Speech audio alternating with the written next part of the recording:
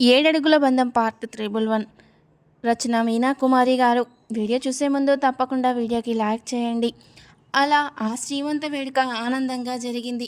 ధరణి, ఎలా ఉంది నీకు ఆరోగ్యం అంటూ అడిగారు దుర్గమ్మ గారు.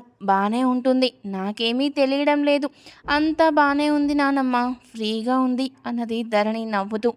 అప్పుడే తెలియదులే, తెలిసే రోజులు ముందున్నాయి అంటూ నవ్వింది దుర్గమ్మ గారు. రవివర్మ నవ్వుతూ, ఎంతసేపు లా పాయింట్స్ అన్నీ ఎక్కువగా ఉంటున్నాయి అమ్మమ్మ. ధరణి బుర్రలో తన ఆరోగ్యం కన్నా కూడా తను చదివిన చదువు పట్ల తనకు శ్రద్ధ ఎక్కువ అని చెప్పారు నవ్వుతూ. అక్క, బావగారిని పట్టించుకోవడం లేదా పాపం, అందుకే కాస్త లావయ్యారు అంటూ పక్కపక్క నవ్వింది శ్రావణి. ఇంతలో శ్రావణి వాళ్ళ ఫ్రెండ్స్ అందరూ వచ్చారు. దీవింటి ఇప్పుడా వచ్చేది అన్నది శ్రావణి.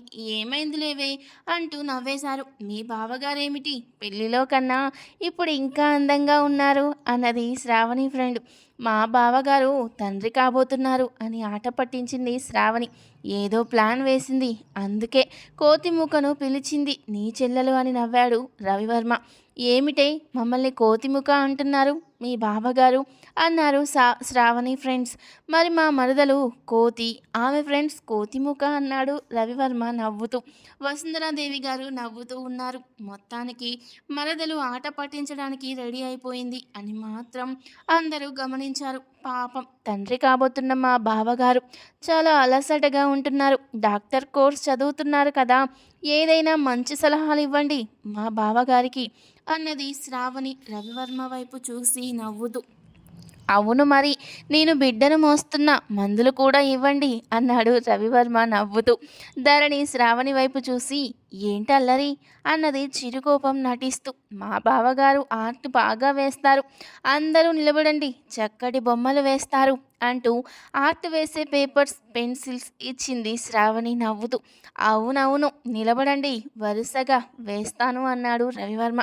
ఒక అమ్మాయి రవివర్మ వైపు చూసి రెండు కళ్ళు కొడుతూ ఉంది. ఓహో అవునా, డాక్టర్ కోర్స్ చదువుతుంది, అందుకే నా ముందు నీ రెండు కళ్ళు బాగా చేయించుకోవాలి కదూ అన్నాడు రవివర్మ నవ్వుతూ. ఒక అమ్మాయి దగ్గుతూ ఉంది. శ్రావణి మెల్లకళ్ళు పెట్టింది. వేయండి, ప్రఖ్యాత చిత్రకారుడు రవివర్మ గారు అంటూ గొంతు మార్చి నవ్వింది. రవివర్మ వాళ్ళను చూస్తూ వేస్తూ ఉన్నాడు. బావా, మెల్లకళ్ళు బాగా వేయాలి. అవును, కళ్ళు కొట్టుకుంటున్నప్పుడు ఏ ఫోజులో వేస్తారు నన్ను అంటూ మరొక అమ్మాయి నాలుక బయట పెట్టి కళ్ళు పెద్దవి చేసి ఇంకొక అమ్మాయి వారిచ్చిన ఫోజుల్లోనే బొమ్మ వేస్తున్నారు రవివర్మ గారు. శ్రావణి చూడాలని ప్రయత్నిస్తే వద్దు వద్దు, ఒకేసారి చూద్దురు కానీ అన్నాడు రవివర్మ. రవివర్మ గారు వేస్తున్న ఆర్ట్స్ చూసి ధరణి నవ్వుతుంది లోపల. ఆర్ట్ బై శ్రావణి బావగారు అని సైన్ పెట్టారు రవివర్మ. శ్రావణి ఆ చిత్రం వైపు చూసి, ఏంటి బావగారు అంటూ అల్లరి చేసింది. బాగుంది, మీరు మామూలుగా నిలబడితే మామూలుగా వేసేవాడినేమో, మీరిచ్చిన ఫోజులలో నాకు కోతుల్లా కనపడ్డారు, అందుకనే మీరిచ్చిన ఫోజులలో కోతి బొమ్మలు వేశాను అంటూ నవ్వేశాడు రవివర్మ. అమ్మో, మీ బావగారిని ఆట పట్టించడం చాలా కష్టం. మొట్టమొదటి రోజుల్లో బిడియాలుంటాయి, కానీ కొత్త పెళ్లి కొడుకుగా బిడ్డ పుట్టేటప్పుడు బిడియం ఎందుకుంటుంది పిచ్చి ముఖం అంటూ నవ్వేశారు శ్రావణి ఫ్రెండ్స్. ఇంతలో శ్రావణికి ఫోన్ వచ్చింది. ఏంటి శ్రావణి, ఎలా ఉంది నీకు అన్నాడు కృష్ణవర్మ. ఎలా ఉంది, బాగున్నాను అన్నది శ్రావణి నవ్వుతూ. ఏదో కళ్ళు ఎగుడు దిగుడుగా పెట్టి పిచ్చిగా ప్రవర్తిస్తున్నావని రవివర్మ అన్నగారు చెప్పారే అన్నాడు కృష్ణవర్మ. బావగారు మీరన్ని రకాలుగా మమ్మల్ని ఆట పట్టిస్తున్నారు కదూ అని రవివర్మ వైపు చూసి అడిగింది శ్రావణి.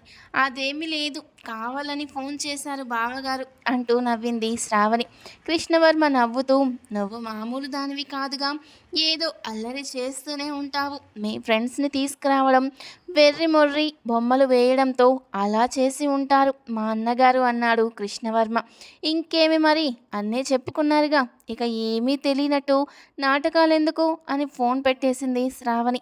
ఫోన్ పెట్టేసిన శ్రావణికి కృష్ణవర్మ పంపిన ఫోటోలు చూసి నవ్వేసింది.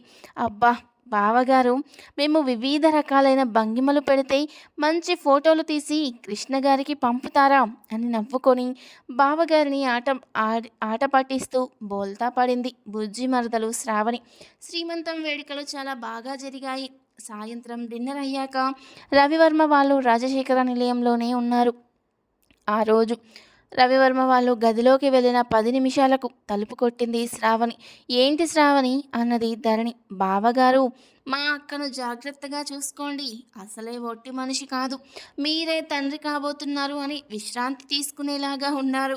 కానీ విశ్రాంతి మా అక్కకు అవసరం. కొన్ని విషయాలు తగ్గించుకుంటే చాలా మంచిది అంటూ నవ్వింది శ్రావణి. అవన్నీ చూసుకోవడం నాకేమీ రాదు మరదల పిల్ల. నువ్వు కూడా వచ్చి మీ అక్కకు సాయంగా ఉండు అంటూ నవ్వాడు రవివర్మ. చూడక్క, బావగారు నన్ను చిన్నపిల్లను చేసి అంటూ తన వెనక పెట్టుకున్న బొమ్మలు చూపించింది విచిత్రంగా. శ్రావణి వాళ్ళ ఫ్రెండ్స్ మోకాల్లాగానే వేసి కోతిలాగా వేశాడు స్పష్టంగా. అది చూసిన ధరణికి నవ్వాగలేదు. ఇది రోజు మీ పడక గదిలో పెట్టుకొని చూస్తూ ఉండు. బావగారు పోలికలతో అచ్చు కోతి పిల్లలా పుడతారు పిల్లలు అంటూ తెగ నవ్వేసింది శ్రావణి. అమ్మో, మీ చెల్లెలు చిన్న పిల్లనా ధరణి? పెళ్లి చేస్తే మా డాక్టర్ తమ్ముడితో ఈ పాటికి ఒకే కాన్పులో 1/2 మంది పిల్లల్ని కనే రకం అంటూ తెగ నవ్వారు రవివర్మ గారు. మళ్ళీ కృష్ణవర్మ గారికి కూడా ఈ బొమ్మలు పంపించారు. అక్క ఫోన్లో బావగారు చాలా అల్లరి చేస్తున్నారు, ఇది వరకులా లేరు అంటూ బుంగమూతి పెట్టుకొని అక్కడే కూర్చుంది శ్రావణి. అసలు నిజానికి సరసాల సామ్రాజ్యంలోని అడుగు పెట్టబోయే వాళ్లకు తలుపు చప్పుడవ్వడమే తీశారు. అత్తగారింటికి వచ్చాక అల్లుడికి హుషారెక్కువ ఉంటుంది మరి. అలాగే రవివర్మకు అల్లరి ఎక్కువైంది. ధరణి ఆట పట్టిస్తూ ఒక్కసారిగా ఆమెలో ఒదిగిపోవాలి అనుకున్న ఆ అవకాశానికి ఆటంకం కలిగించింది పాపం శ్రావణి. శ్రావణి మంచం మీద బాసిం పట్టు వేసుకొని కూర్చుంది.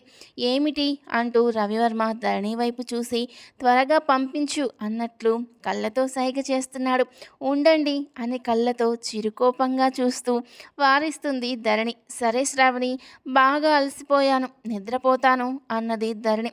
అయ్యో అక్క, నువ్వు అసలే ఒట్టి మనిషివి కాదు.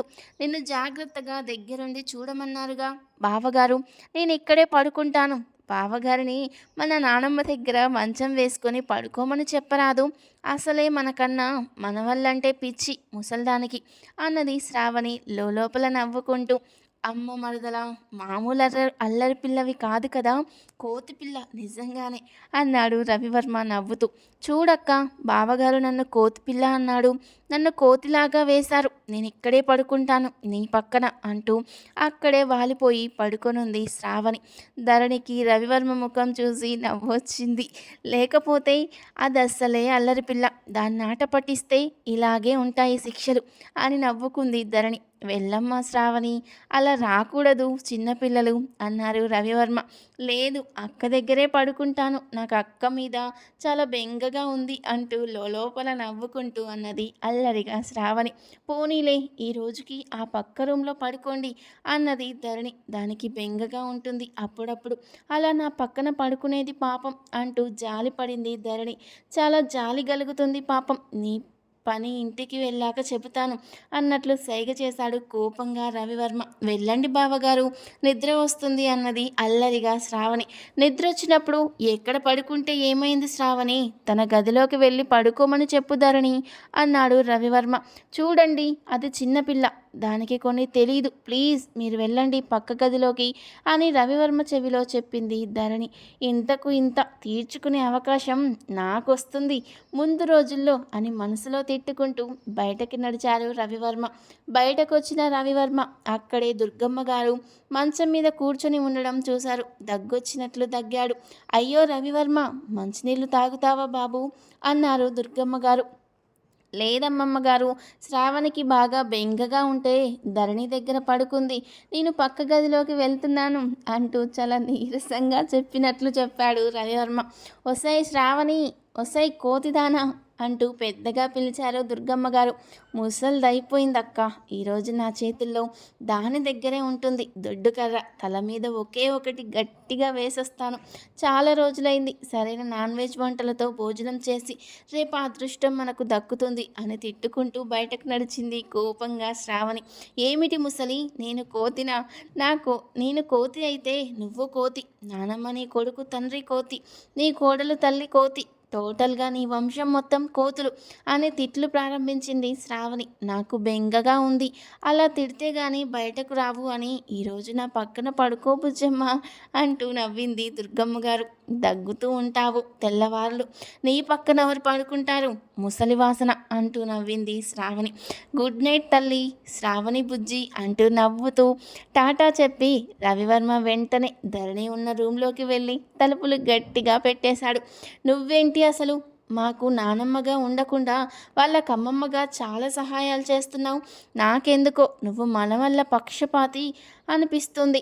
ఆడపిల్ల అంటే అంత అలసిగా ఉందా? నువ్వు ఆడదానివి, నిన్ను కన్న తల్లి ఆడది, నువ్వు పూజించే దుర్గమ్మ శ్రీశక్తి అంటూ డైలాగ్స్ కొడుతూ దుర్గమ్మ గారి మెడ పట్టుకుంది శ్రావణి. ఇంతలో శ్రీనివాసరావు గారు బయటకొచ్చి, బుజ్జి మా అమ్మను చంపేస్తావా ఏమిటి బుజ్జి అన్నారు నవ్వుతూ. చంపేస్తాను, నాన్ వెజ్ రకరకాల వంటలు తిని చాలా రోజులయ్యింది అన్నది నవ్వుతూ శ్రావణి. మా అమ్మను ఏమీ చెయ్యకు, నీకు కావాలంటే రేపు ఇస్తాను రా బుజ్జి అన్నారు శ్రీనివాసరావు గారు నవ్వుతూ. ఒరేయ్, ఒకవేళ నేను ఇప్పుడు దీనివల్ల చచ్చిపోయినా కానీ దీనికి మాత్రం నాన్ వెజ్ వంటలు పెట్టకండి, అది నా చివరి కోరిక అనుకోండి అంటున్న దుర్గమ్మ గారి వైపు చూసి, అందరూ నన్నే బుజ్జి కన్నా అంటూ చిన్న పిల్లను చేసి మోసం చేస్తూ ఉంటారు ముసలిదాన. డాక్టర్ చదువు అయిపోయిన ఆఖరి రోజుల్లో నీకు నేను అవసరం లేకపోయినా ఇంజెక్షన్లు పొడిచి పొడిచి చంపేస్తాను అంటూ శ్రావణి అంటున్న మాటలకు అక్కడికి వచ్చిన దేవిక గారు శ్రీనివాసరావు గారు పక్కపక్క నవ్వారు. దీనికి కూడా పెళ్లి చేసి పడేయండ్రా బాబు, ఈ గోల ఎక్కడ పడతాము అంటున్న దుర్గమ్మ గారి మీదకు వెళ్ళబోతున్న శ్రావణిని పట్టుకున్నారు శ్రీనివాసరావు గారు. ఆడపిల్ల కంటికి కనపడమే చాలు, పెళ్లి చేసేయండి అంటుంది ఈ ముసల్ది అంటూ దుర్గమ్మ గారి మీదకు వెళ్ళడానికి ప్రయత్నిస్తూ, లేకపోతే ఏమిటి నాన్న ఉంది శ్రావణి వైపు చూసి ఆ గోలకు బయటకొచ్చిన ఆనంద్ గారు సుప్రజ కూడా నవ్వారు. ఇక చాలే అల్లరి, వెళ్ళి పడుకో అన్నారు దేవిక గారు. మెట్లెక్కి చిన్నగా వెళుతున్న శ్రావణి వైపు చూసి, ఇదిగో నా మనవళ్ళను వేపుకు తింటారు మీరు, కృష్ణవర్మను అడిగానని చెప్పు అంటూ చిలిపిగా నవ్వారు దుర్గమ్మ గారు. అసలు ఎలా కనబడుతుందో ముసలిది. నేను వెళ్ళే కృష్ణవర్మ గారికి ఫోన్ చేయాలి అని మనసులో అనుకున్నానో లేదో కనిపెట్టేసింది. అమ్మ ముసలిదానా, మాకు అదే పని, నీకేం పని లేదు, చాలా వర్క్ ఉంది, నాకు ఇప్పుడేమీ ఫోన్ చేయను నీ గురించి చెప్పడానికి అంటూ తిప్పుకుంటూ వెళ్ళిపోయింది శ్రావణి. తిప్పులాడి ఎక్కడి దాకా అంటే మా బావ దగ్గరికి అన్నదట సిగ్గుపడుతూ. ఒక కొంటె పిల్ల అయితే అడుగులంగా వేసుకున్నావు, పట్టులంగా మర్చిపోయావా అంటూ నవ్విందట నాలాంటి నానమ్మ అని తెగ నవ్వింది దుర్గమ్మ. అసలు ఎక్కడి నుండి వస్తాయి నీకు మాటలు? వసుతో పాటు మీ అమ్మ నీకు ఏమి పోసిందే తల్లి, వేగలేక చేస్తున్నాను అన్నది పైకి వెళ్ళిపోయిన శ్రావణి నవ్వుతూ. తర్వాత ఏం జరిగిందో నెక్స్ట్ పార్ట్లో తెలుసుకుందాం. వీడియో నచ్చితే తప్పకుండా లైక్ చేసి సబ్స్క్రైబ్ చేసుకోండి. Thank you for